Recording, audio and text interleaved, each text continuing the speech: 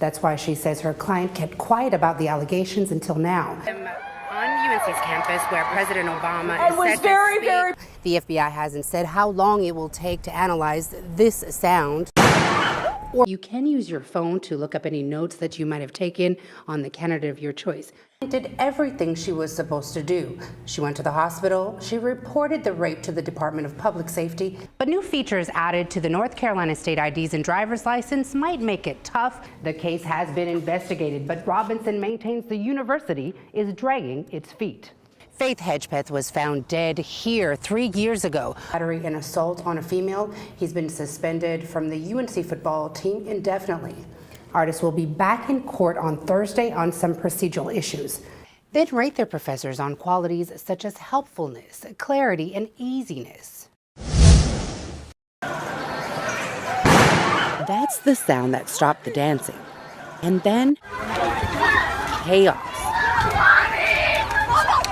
All of that was accessible has been processed, and it has not produced an answer. Raleigh police spokesperson Jim Shagru says after a thorough investigation on its end, the department is reaching out to another agency to find out what sound caused Crabtree Valley Mall to be evacuated.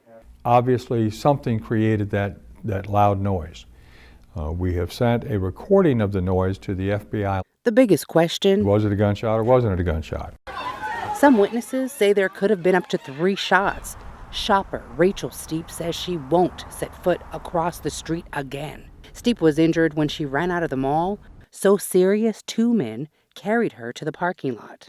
I wasn't certain the first 2 times, but the second 2 times I was convinced that it must be gunshots. Steep is no stranger to gunfire. I own a weapon, and I have been on the range with my brother who's in the Marine Corps multiple times, and it sounds just like a gunshot to me. The sound is now being analyzed at one of the largest crime labs in the world, located in Quantico, Virginia. The FBI hasn't said how long it will take to analyze this sound or when the report will be completed.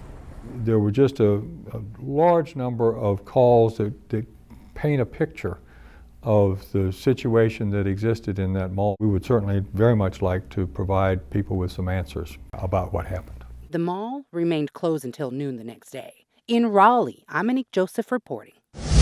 They do not intend to prosecute this case, despite the physical evidence in this case. This is the picture that is part of that physical evidence. A picture on display when Delaney Robinson and her attorney held a press conference more than 2 weeks ago.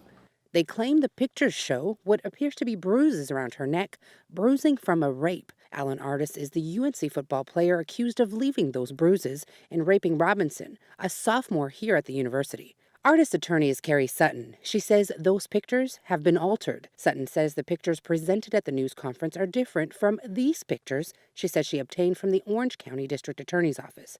Take a look for yourself. As you see, there appears to be bruising in this picture.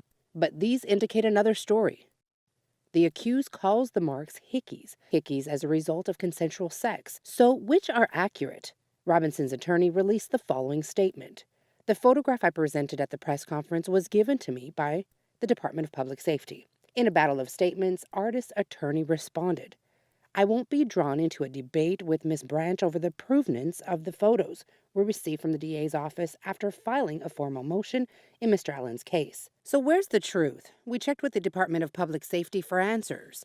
Spokesman Randy Young declined comment, saying only there's nothing we currently have to release over and above the statement already issued by UNC in this matter. In Chapel Hill, I'm Annick Joseph reporting. A quiet PNC Arena is a concern for these local stagehands tonight, thanks to boycotts over North Carolina's bathroom law. Crew Chief John Daly says when a show cancels, it's more than a missed good time. That's a good part of their income that helps them keep a roof over their head and food in their mouths. Daly says every time an artist cancels, his crew hurts financially.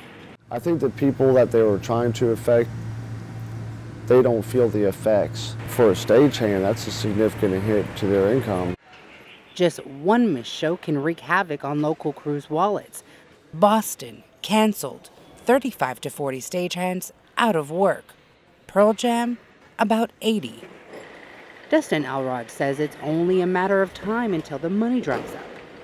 I'm not going to be able to do this much longer. They cancel, I don't get paid. And for Elrod, that's a big chunk of his income. It's a car payment or say half a rent check. You know, it's groceries for the month. People backstage don't make the money that the people that perform on the stage or the people that travel with them makes.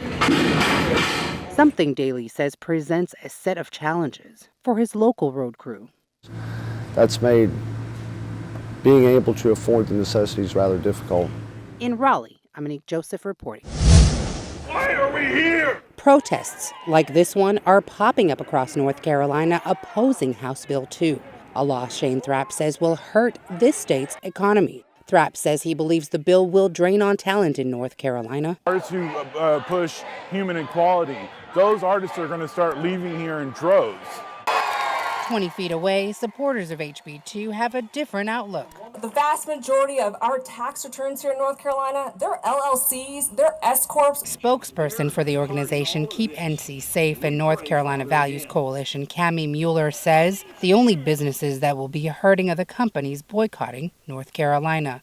Anyone pulling out of North Carolina is doing so foolishly. Well, we've already seen some indication that some businesses are choosing not to expand within the state of North Carolina. And that's something UNC economics professor Rita Balaban says hurts our economic base. These are white-collar jobs, high-paying jobs with the ability to bring a lot of high-earning income people. The Charlotte Regional Visitor Center says 4 groups have already canceled doing business in the Queen City because of their opposition to HB2.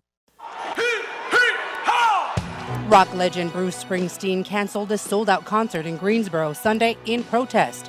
His band is speaking out too.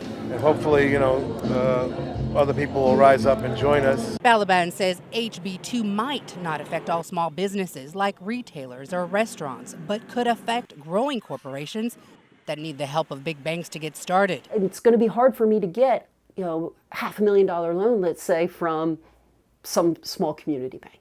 Balaban says the effects are too soon to tell. Implications of this, I think it's long run, you'd see more. I'm sure the governor will show we haven't seen any changes. Well, not yet. In Raleigh, I'm Annick Joseph reporting. Can you walk in to vote? Yes. Then you can park anywhere on the left. All right. Thank you. Voters came by car, foot, Perfect. Thank you. even by motorcycle to take advantage of early voting. And that's a big thing because it wasn't available earlier this year. Interim director with Durham County Board of Elections, Kate Costner, says the reason for most of the confusion is the fact that we don't have photo ID requirement in this election. Something voters may have missed. We've spent a good portion of this year talking about that, but now it's been rescinded. We've had a political battle over our voting rules, and you've got to see it as part of the struggle for power. And when this happens, Professor Farrell Guillory says voters line up at the polls. We've learned in this state that being in the maelstrom of a heated election, people get excited and they want to go vote. Guillory says now it's not as restrictive. Voters have more options. Same-day registration, out-of-precinct voting, and pre-registration are all allowed. Costner says phone use in the polling area was once banned. You were not allowed to have cell phones or electronic equipment. Voters check in here, then they head through those doors to the ballot box. Once here, you can use your phone to look up any notes that you might have taken on the candidate of your choice. Selfies, not okay. Now, taking a picture or capturing any images of your ballot, the ballot box, or any other voters in this area is a no-no. It's a fine line. It depends on if you want to dance that fine line of whether you want to end up like Justin Timberlake. He's catching a lot of heat because of taking the picture with the ballot. Breaking voter laws in North Carolina is a felony. In Durham, I'm Annick Joseph reporting.